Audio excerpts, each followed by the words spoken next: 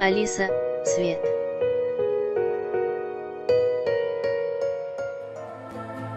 Researchers from the startup REMspace tested technology that allows people to control a smart home from, guess what? A lucid dreaming. I sat down with Michael Raduga, founder of REMspace, to discuss this complex technology, how it works, and is it practical for future use? Join us as we get rebelliously curious. Michael, thank you so much for joining me on Rebelliously Curious today. I think it was earlier this year, Christopher Plain from The Debrief decided to write an article around your experiment that you've been doing with a bunch of researchers that connects lucid dreaming to smart home technology. So somebody who is a lucid dreaming would be able to function a radio, a light, or something while they're in REM. I think it's really unbelievable. So I'm excited to talk to you today about the experiments and the company you have, REMspace. So thank you so much for joining me today. Thank you for having me on your podcast. I would be glad to answer any of your questions. Can you explain the basic concept of how somebody lucid dreams and controls smartphone technology? Like, how do they do it? At the beginning, you should understand my general point of view on the situation. And for example, I'm pretty sure that REM sleep is going to be the next big thing after AI. So any technologies related to REM sleep, conquering REM sleep, controlling REM sleep, and I'm pretty sure it's going to be the next big thing after AI. It just in a few years you will understand what I'm talking about. But why REM sleep? What's so we Yeah. understand that we need it to, to be able to work and function, and also for our brain so that we can heal and have, better sleep and relaxation. But why REM, and why would it be the next advanced, potentially attached to technology outside of AI? Why is REM so important? Yeah. People don't understand this, but actually REM sleep has impacted human civilization significantly already by this moment. I can give you a few examples. For example, when we talk about REM sleep, specifically about consciousness during REM sleep, we talk about phenomena like lucid dreams, out-of-body experience, sleep paralysis, false awakenings, and actually almost everything unusual that happens to people upon awakening before falling asleep, it's highly possible it's about REM sleep as well. And if you read religious sources, books different, you see that many people started to believe in something after encountering it upon awakening or during falling asleep. So REM sleep, even by this moment, has affected human culture on a very huge scale. And now we are talking about conquering REM sleep, about technologies related to REM sleep. And believe me, just in a couple of years, there will be technologies which help people to control REM sleep. And it means that we will be able to control phenomena like lucid dreams, like out-of-body experience, and will help people literally live in two worlds. One of them, this one, physical, with a lot of limitations, and another one without any limitations, without any rules, a hyper-real one, very often even more real in terms of your perceptions, but no limits. And when you understand perspectives like this, it becomes obvious that sooner or later, it's just a matter of time, technologies will conquer REM sleep and it will reshape the whole civilization. And what we are doing here, we're just develop technologies in this direction. There's so much I want to unbox right now, from consciousness to living almost in two different worlds, being able to control our sleep and our REM. Why then? I can understand why people might want to live in two different worlds or two different kind of types of consciousness. But what do we know about REM that's attached to consciousness right now? And I imagine that your experiment and things that you're working on with the researchers at REMspace are looking at that really deeply and are kind of seeing that connection to, first world and tertiary world, let's say. But again, why is REM and lucid dreaming, or that conscious connection? What are you seeing there in your research? First of all, you should understand that it's not only about research. Every technology we develop, every study we make, actually, I do it as if for myself, because I've been practicing lucid dreams for more than 2 decades. When I was 16, it happened to me for the first time. And back then, I immediately understood that it was the most intense and unusual thing that could ever happen to me. And so, as a human being, I know what is there. I know its potential. I know its sensations. I know it's how unlimited it is. And by knowing all of this as a human being, and as a CEO of this company, REMspace, we develop technologies and conduct studies in this particular direction, because for me, it's like a door to a new reality. And I see that there's not enough technologies in this direction. And to fill this gap, I do it by myself. Okay, it's by yourself. So, Yeah. curiosity then, when you're looking at a lucid dreaming, how is this attached then into our practical world? Like we're seeing that there's this connection to the primary world and the secondary world. Let's say our secondary world is our lucid dreaming world, and then our primary world is the world that we're living in now. Some could, if they like the Yeah. Matrix, could beg to differ. But the primary world, we're seeing that REM is, or people that are in a form of REM or deep sleep are connecting using lucid dream, using technology. If they're starting music, they're starting lights. How is that even possible? Like, I would imagine that this is a little bit more complicated than just hooking up something to brain waves. How is this possible? And how do they know that they're doing that while they're sleeping? Do you mean how do they know that they are controlling something in the real world? Yeah, how do they know Yeah. that, yeah, they're actually Yeah. controlling something, yeah, within our Yeah. primary world? Because the lucid dream would be their secondary world, we'd consider, right? Yeah.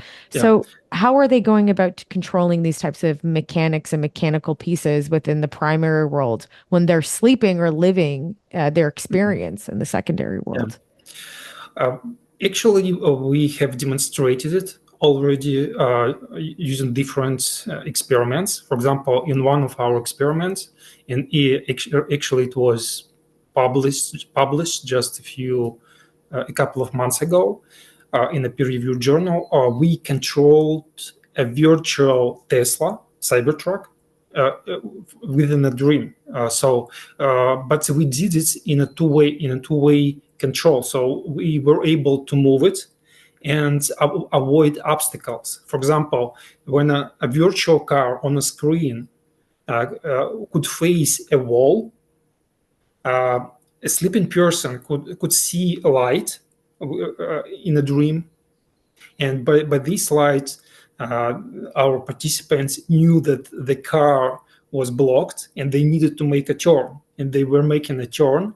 A virtual car on the screen would turn as well. So actually, there are a lot of ways. And also, you should understand that we're just at the beginning of this huge story, and not so many people do at least something in this direction.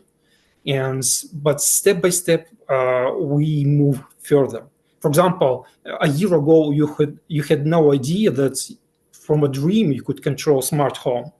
You had no idea that you control something like a virtual Cybertruck. Also, we transferred music from lucid dreams. Also, we were able in real time read what you say in a lucid dream. It all was published in peer-reviewed journals a year or two ago. So a year ago, you had no idea that it would be possible, but now we know that it is possible. I cannot share with you some technology, but right now, if you would know what we are doing these weeks, these days, you would not believe, because we go further and further. We develop new technologies, and they are more and more advanced. And in a couple of years, it will become normal, and a lot of people will understand its potential. I mean, REM sleep. So interesting. And I've never thought of REM sleep as kind of like the next AI, the next advancement within, ourselves, along with maybe attached to working or with technology. Can you talk about the apparatus? Because we do see in the YouTube video that I'll play a little short in the beginning of this interview, showing how somebody's sleeping, and through their brain waves, or through, from what we're seeing through the testing, that it is, if they're sleeping, that it is lighting up a light bulb. Can you talk about the stages and the research of how you went about doing this, and then how it actually does work, though? Because it's super fascinating. And people could watch a 2-minute video on YouTube, but I really would love to hear how the apparatus works and what the setup was, kind of step by step, if you can. Yeah. You should understand that to develop technologies like this, almost always we have to develop them by ourselves, because you cannot just buy it, because nobody wanted to do it before. And that is why we have to develop everything by ourselves. And we have many engineers, software engineers, hardware engineers who help us to do it. So we needed to see brain waves exclusively to prove that a person was asleep in REM sleep, to prove, to publish our papers, to show other people, look, this person is asleep. You see specific brain waves, you see sleep paralysis, so it is obvious. So we needed to see brain waves exclusively for this goal. But to control something, we used a different approach. We read electromyographical signals, so electrical activity for your muscles. And because when you are asleep, when you are in a dream and you do something there, even though your body in a sleep paralysis state, actually sensors can see small activity in your muscles, something like residual activity. So that is why sometimes when your dog or your cats runs in their dreams, they move a little bit.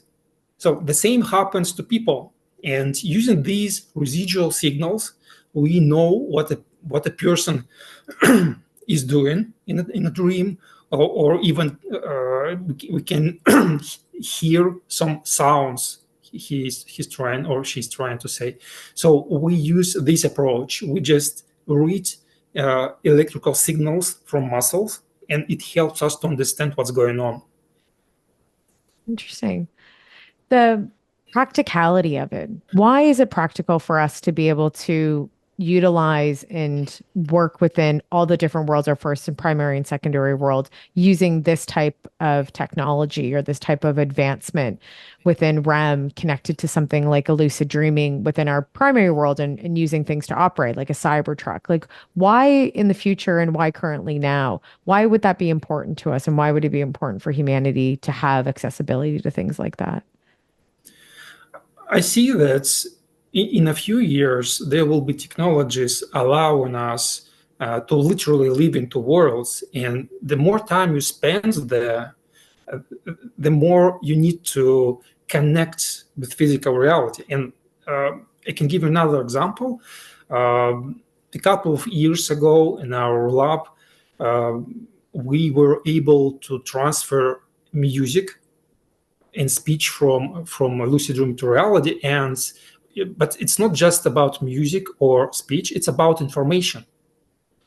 Using melodies and using speech, we showed that being in a lucid dream, in the REM sleep, you can transfer whatever you get from there into real world in real time. We literally heard melodies in real time from dreams. We heard speech. We heard melodies once again in real time. So you see that the person is asleep. You see her brain waves, sleep paralysis, but at the same time, you hear what this person transfers from dreams into reality. And now it's just a very small steps, but eventually imagine being in a lucid dream, in a world of your brain, and encountering some specific information, because actually your world in a dream is created by subconscious, which has enormous resources, and you actually can communicate with your subconscious. Your conscious can communicate with your subconscious in a REM sleep, and you can obtain information. You can learn skills. You can do whatever you want, and we need a channel to connect this world, to transfer information back and forth between these two realms. So using these studies, we just demonstrate that it is possible. First of all, we demonstrate to ourselves that we really can do this. And then we develop new technologies, we develop more advanced experiments. And right now we've been working on something even way more advanced, but very complex. Well, don't we have a lot of challenges though too when we're deciding to live mainly within our lucid dream or within our REM stage consistently or for longer period of times? There are lots of challenges and a lot of negative outcomes I would think obviously would come to the body physically and to the mind. There's a reason that we only sleep for so long and that we have to activate and live within this primary world. So what challenges would you see there? And is it also ethical to have people wanting to choose to live within that type of REM lucid dream world consistently just for, gathering of information or anything else to maybe escapism? Is that even ethical? Do you mean, is it ethical to let people do something that people have to work a lot and spend a lot of money here to achieve this? Well, it's a good point because I know I agree because I think that we see like what's the challenges and then is it ethical? But you're right, is it ethical here too? I totally agree. I'm on your side on that.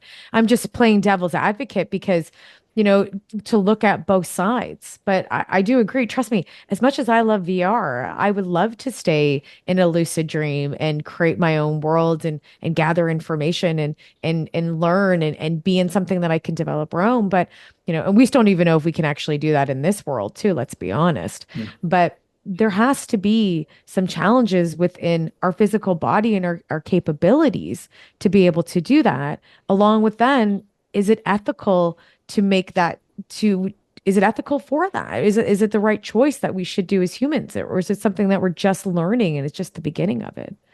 Mm-hmm. First of all, if you have tried VR, multiply your experience by 10, you may imagine how much you can get from REM sleep, because there's no limitation. You can eat, you can touch, you can have sex and orgasm. You can do anything with no limitations. So multiply by 10, and you will understand why REM sleep, sooner or later, it's not about me. It's not about you. It's just a way humanity will eventually will take sooner or later. So about challenges. I agree that because it may provide such a huge opportunities, some people would prefer to stay there as long as they want. But look, it happens even right now with television, with the internet, TikTok or something like this. People just immerse in these realities, and some people more, some people less. And it's highly possible it's going to be something like this. So it's going to be something like television, internet, and REM sleep. And people will choose between them how to enjoy their life, how to use it for different purposes. And but there is a very huge limitation about it refers to our physiology. So even if you want to spend there a lot of time, I see that for a significant period of time we are safe from this, because to control REM sleep fully, to prolong it, it will take 5, 10, maybe 20 years to develop technologies like this. And they will be complex, they will be expensive. And so at least right now we should not worry about this, because it is a too complex technology, because it refers to your, not just to your brain, it refers to the most complex part of your brain. So it's very hard to make technologies like this, but we are going to do them as well. Yeah, there will be some problems related to this journey to REM sleep, to controlling it. But we encounter all the time with different kind of technologies. And we usually find ways how to solve these problems. And I'm pretty sure there will be solutions which help us to use it safely. Interesting. Because I do have concerns for that for sure. But you're right. Is it ethical? That's up in the air to agree or disagree for people and how they decide to use it. What are the next steps then, do you think, within technology? Right now, we're using, let's say, smart home devices that you're using right now to be able to connect both of those worlds. What's the next practical use out of that, of the research that you're doing? Actually, I could say a lot, but because right now we've been doing it, I better complete it. And then I would prefer to talk about things like this. Among all steps in this direction, the most important one, the hardest one, is to control REM sleep, is to let people stay in REM sleep consciously. And anyways, it is one of the biggest next steps.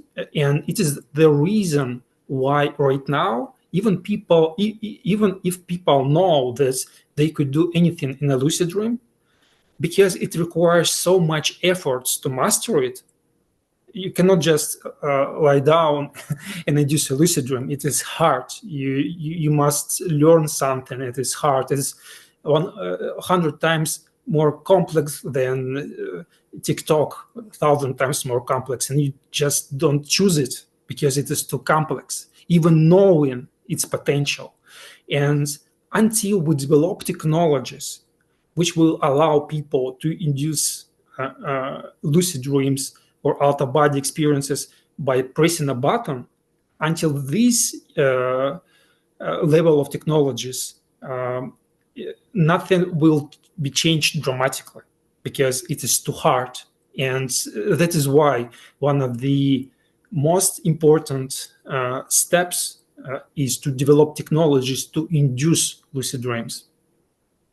Interesting, inducing. But now, how do we control the severity of a lucid dream? Because you can lucid dream something that's really wonderful, but you can have a really bad experience. You can have a nightmare or a night terror. Now, I know you could probably lucid dream yourself potentially out of that, but it doesn't stop from it initially happening. Will we have abilities to be able to control those types of thoughts and those types of situations that we are in within that lucid dream? It's interesting, but exactly in this direction, there are a lot of scientific publications demonstrating that lucid dreams can help you to fight your nightmares, to improve to improve quality of your dreams. And even there at least one article that one study that we conducted in this direction. We demonstrated there were approximately 100 people in our study, and we asked them to see in a lucid dream something that they are afraid of in reality. And it appeared that when you encounter your fear by your perceptions in a lucid dream, when you wake up, it significantly reduces your actual fear, because we are afraid of something very often only because we cannot encounter it, because it is in our imagination, we're afraid of it, and we cannot deal with it. But once you encounter it in a lucid dream, in something physical, your fear reduces significantly. And it's not only our study. There are many studies in this direction.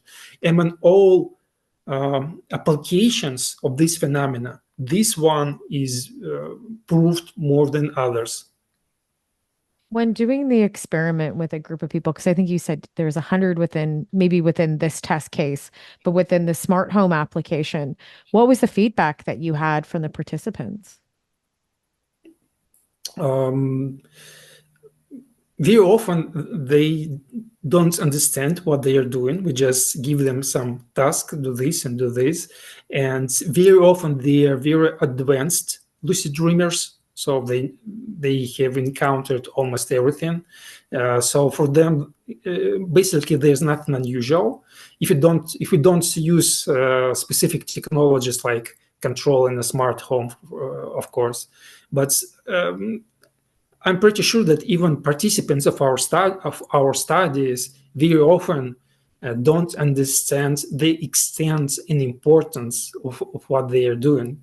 So, for example, this particular person who was able to control smart home, switching on and off lights, boiling water, and switching on and off the radio, he did it just because we asked him to do this, but it is such a huge story that our brain needs time to absorb it and understand what's going on. But actually, sooner or later, this reality will impact our physical world a lot.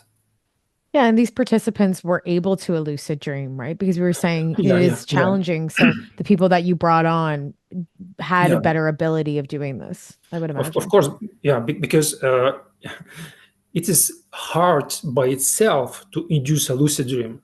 But imagine doing it under stressful conditions with a lot of cords. Sometimes we have to sleep in our lab using up to 3 apparatus with a lot of cords. It is hard to just fall asleep. Imagine falling asleep, but you should fall asleep. You should induce a lucid dream, and in a lucid dream, you should do something else. And believe me, there are just a few people who can do this, and it is very hard to find people like this. And once again, you cannot trick us. You cannot, because we see all the data. You cannot say I was in a lucid dream, and no, we must see that your brain was in REM sleep and you were able to do something to demonstrate that you are conscious. So right now there are just a few people around the world who would do it in laboratory conditions. It's so interesting. My mind keeps going back to the concept of like a lucid dream and then our primary world. I can see the pros for sure, right? We look at, if you were saying we are better understand ourselves, better processing, we might be able to learn different things. We might be able to create different things within that lucid REM state sleeping world while we're interacting with our consciousness, and then be able to maybe record it on the other end, or be able to come and be able to control that process and use it within our primary world to help us. But what are the cons of something like this that you're seeing right now? Basically, I see problems only related to my work in this direction, because it seems there are not too many people who understand what's going on, and it is hard to just to lead this movement, to find resources, to finance everything in this direction. But I understand that there will be some problems related to this. And once again, I'm pretty sure that we will be able to solve them. And right now, I don't see any major problems related to this. But you should understand that potentially it may reshape even our understanding of who we are. I can give you one example. People used to spend so much time and efforts in real life to achieve very simple things, to travel somewhere, to see somebody, just to eat something delicious. And imagine that an average person spends maybe 90% of their work time to achieve very simple things in real life. And imagine now I can get it all for free and without limitations. And people will rethink their life, what they do, the purpose of their life, because now everything will look differently. And once again, it is, in my opinion, it is an inevitable future.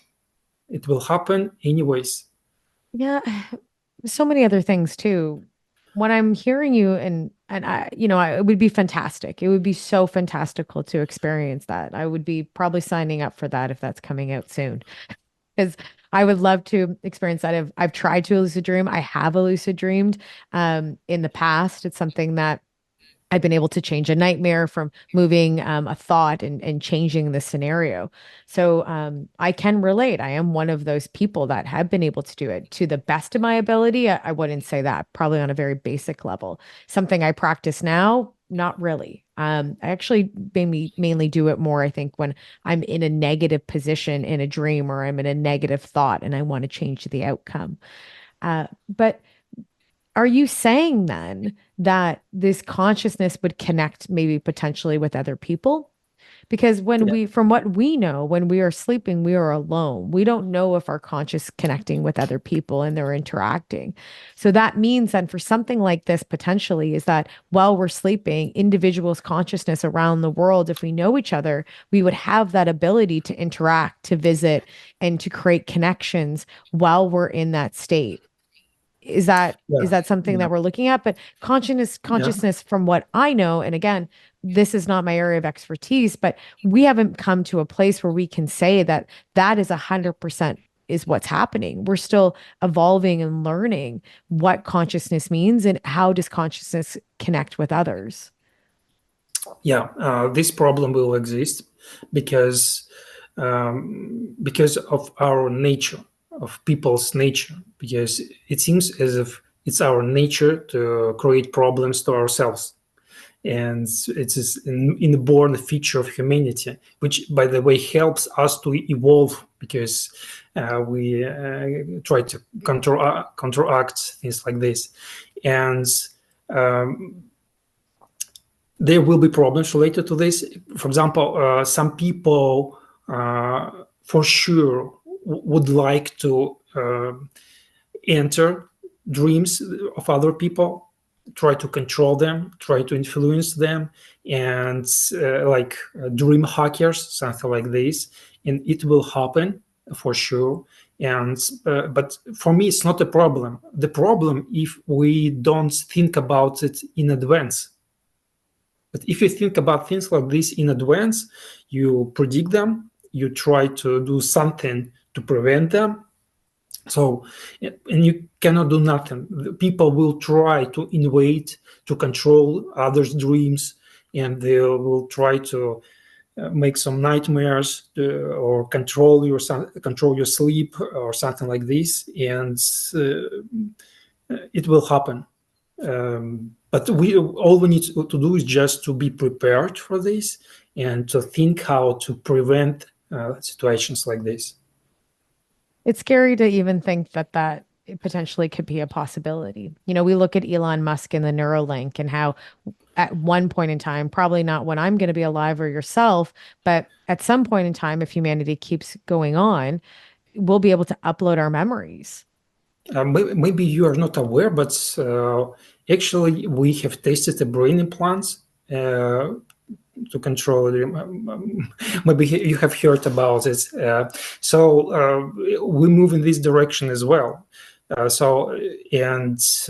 is why I have a small hole in my skull.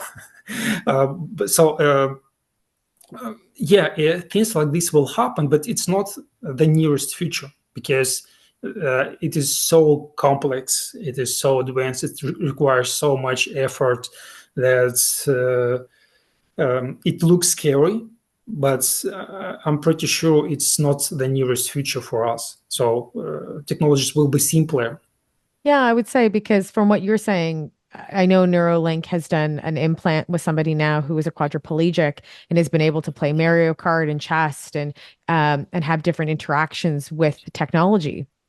And so, but that is an implant, though. It's not what you're saying is that we won't physically need that. We'll be able to tap into those resources potentially through our consciousness, maybe not to change being a quadriplegic or any other thing that might be extreme neurology, that neurology based like Parkinson's or Alzheimer's, but instead we'll be able to tap into our consciousness while we're sleeping and be able to then understand it, utilize it as a tool, and potentially then we wouldn't have to have a Neuralink in some degree, right? Or is that Neuralink something that would help to enhance it?